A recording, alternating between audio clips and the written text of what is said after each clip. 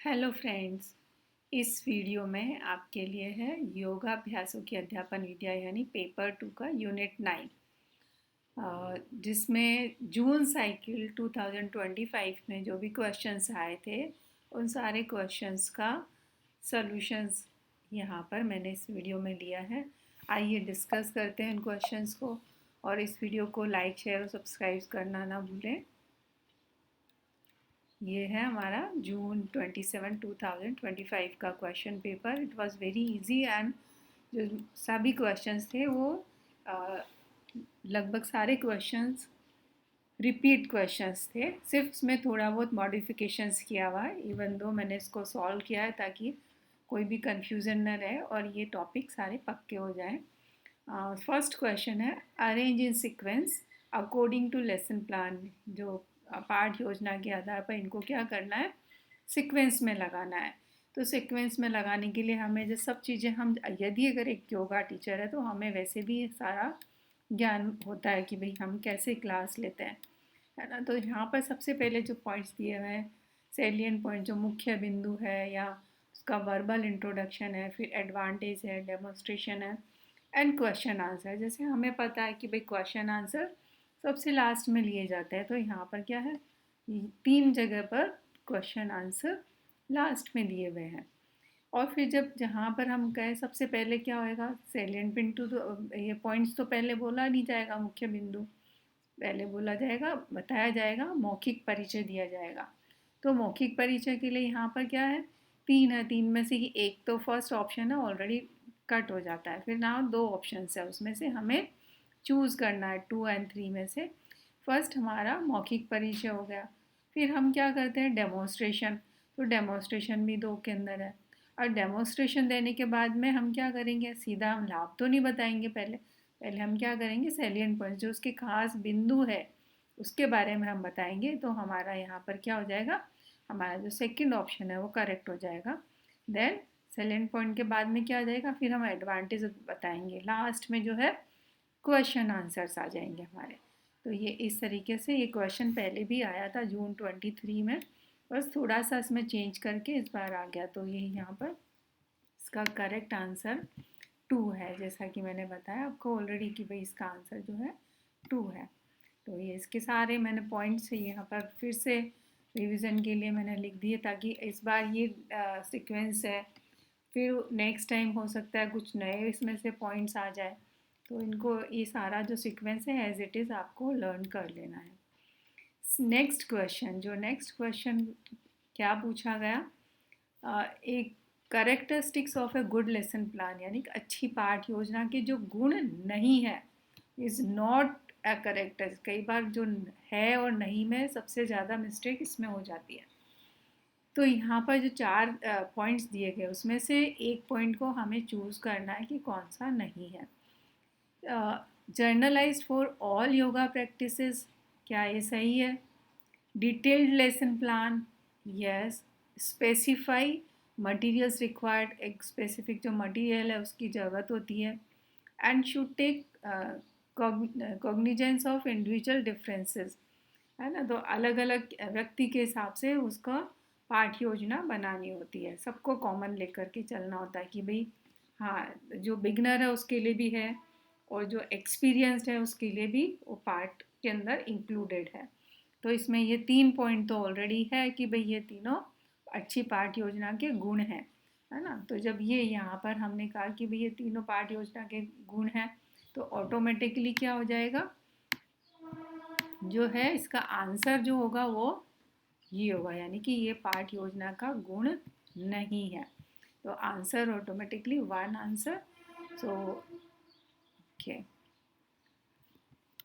This is are, हमारा जो है ये आंसर 1 इज करेक्ट। और नेक्स्ट टाइम क्या पता ये पूछ लिया जाए कि कौन सी पाठ योजना के गुण हैं, है ना। तो असेंशियल पार्ट योजना के जो लेसन प्लान के वो यहाँ पर मैंने लिखे हुए हैं कि भाई इसको शॉर्ट में प्रिपेयर करना, स्पेसिफिक डिटेल और व्यक्तिगत विशेषताओं को ध्यान में रखना जानना चाहिए। और कुछ विशेष जो है पॉइंट है इंक्लूड किए गए, वो कौन से हैं, पाठ का उद्देश्य और मटेरियल के बारे में, उसके मेथड के बारे में, और पहले से लिंक करना, पहले का जो प्लान है उसको पीछे आगे वाला जो फ्यूचर प्लान है उसके साथ में लिंक करना, और कमेंट्स के लिए जगह देना, प्रोविज़न देना टीचर के कमेंट्स के लिए। Okay, so now next question है advantages of a written lesson plan. यानी लास्ट टाइम जो है 3 क्वेश्चंस एक सिंगल टॉपिक में से आए हुए हैं, सिंगल अध्याय में से। The advantage of a written lesson plan are, लिखित पाठ योजना के लाभ इस प्रकार हैं। अब इसमें से जो लाभ कौन कौन से हैं वो हमें सेलेक्ट करने हैं। यहाँ पर 5 ऑप्शंस है। It has the teacher to organise his thinking, क्या ये सही है? It should be prepared shortly before use, है ना, तो ये थोड़ी देर पहले तैयार करना चाहिए। ये योजना में है या पाठ योजना के लाभ में है या गुण है, ये दोनों चीज़ें याद रखनी पड़ेगी। It increases the teacher's confidence, क्या ये टीचर का कॉन्फिडेंस बढ़ाता है? It serves as an aid for future plan, ये फ्यूचर प्लान के लिए क्या हेल्प करता है? It should be specific and detailed, तो इस should be specific and details तो हमने कहाँ पढ़ा था? अभी अभी जस्ट हमने गुण में पढ़ा था, राइट। और इसके अलावा ये जो है इसकी शॉर्टली प्रिपेयर्ड, तो ये भी हमने कहाँ पढ़ा था? अभी गुण में पढ़ा था। तो ऑटोमेटिकली आंसर क्या हो जाता है अपने आप ही? द एडवांटेजेस देखो, ये यहाँ पर जो है मैंने एडवांटेज इसका लिया है। It helps the teacher to organise his thinking, increases the teacher's confidence, teacher का कॉन्फिडेंस भी डेवलप होता है। And it serves an aid for future plan, so ये 3 हमारे करेक्ट हो जाते हैं।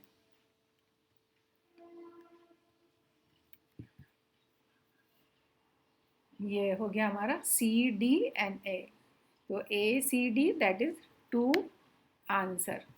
ओके, सो ये हमारा 2 is correct option. Okay, so now we are moving for the next question. Match the column का है, तो उसमें लिस्ट 1 को लिस्ट 2 के साथ मैच करना है। ये क्वेश्चंस के ऊपर आया है। It's good, very good question, and it's very easy also.